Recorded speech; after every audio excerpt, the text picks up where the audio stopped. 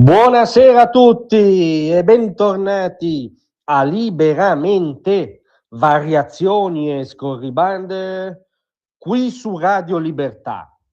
Allora, visto che qualche intellettuale, o meglio qualche sciroccato propal l'aveva proposta per il Nobel per la pace, non vorremmo che ora a qualcuno venisse la balzana idea di proporre Francesca Albanese per l'Oscar. No, non stiamo facendo una provocazione gratuita. Una delle notizie di queste ore è che tra i suoi molteplici talenti Francesca Albanese coltiva anche una certa confidenza con la settima arte.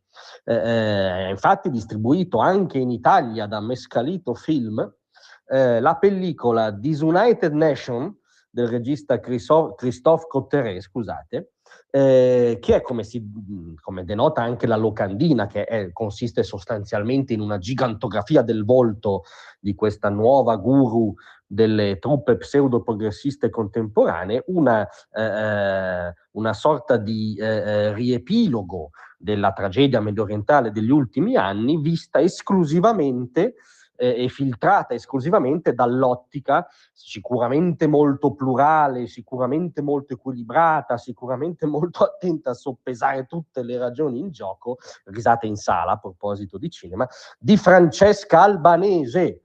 Leggiamo dal sito di Mescalito Film che presenta Disunited Nation. Nel marzo 2024 Francesca Albanese, relatrice speciale delle Nazioni Unite per i territori palestinesi occupati, ha denunciato un genocidio a Gaza. Con un grande coraggio intellettuale, diciamo noi, è voce quasi solitaria in mezzo a un coro conformista nel mondo diplomatico intellettuale, che era tutto schierato ovviamente a fianco dello Stato degli ebrei. Anche voi avete visto questo film a proposito, ovviamente. Lei trovò il coraggio di denunciare il genocidio a Gaza. Prosegue sempre la presentazione del film. Seguendo i suoi passi tra missioni, incontri istituzionali e pressioni politiche, la vedete, no? Che è collocata, come dire, un po' nel pantheon tra De Gaulle e Churchill. No, scusate, Churchill e De Gaulle erano due biechi colonialisti occidentali, chiediamo scusa. Questo documentario ci porta nel cuore della crisi delle Nazioni Unite, messe di fronte alla propria incapacità di impedire il massacro dei civili. No, non crediamo si riferisca al massacro dei civili ebrei del 7 ottobre, sgozzati, torturati, decapitati, sequestrati in quanto ebrei, ma si deduce che la pellicola consiste in una sorta di rimprovero e stroncatura delle Nazioni Unite per non essere state abbastanza ed esclusivamente, diciamo, dalla parte palestinese, che poi, ahimè, nel dramma sul terreno, dramma quotidiano che nessuno nega e che anzi lacerava qualunque coscienza degna di tal nome, ma purtroppo nel dramma sul terreno spesso voleva dire le ragioni di Hamas, dal punto di vista di chi conduceva il conflitto e aveva, diciamo, il potere in loco.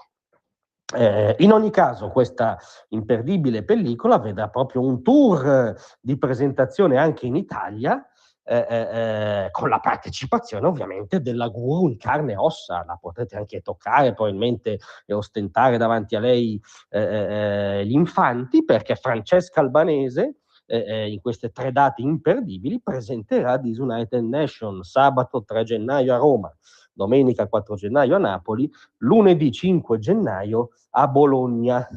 Tra l'altro apprendiamo da una delle schede del film che circolano in rete che una delle scene, diciamo, che seguono le imprese, in questo caso diplomatiche, della relatrice poco speciale, racconta come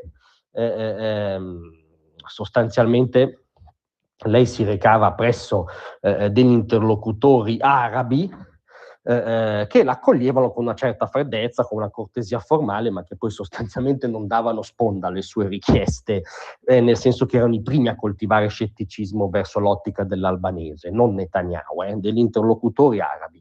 Ma al di là di questa parentesi, mettiamo a referto l'ennesimo talento della Madonna Pellegrina delle truppe pro-PAL, che non solo, come hanno dimostrato tra gli altri il Tempo e il Giornale, è avvezza a collegarsi a convegni dove è presente il gota di Hamas, ma anche un talento cinematografico. Attendesi Oscar.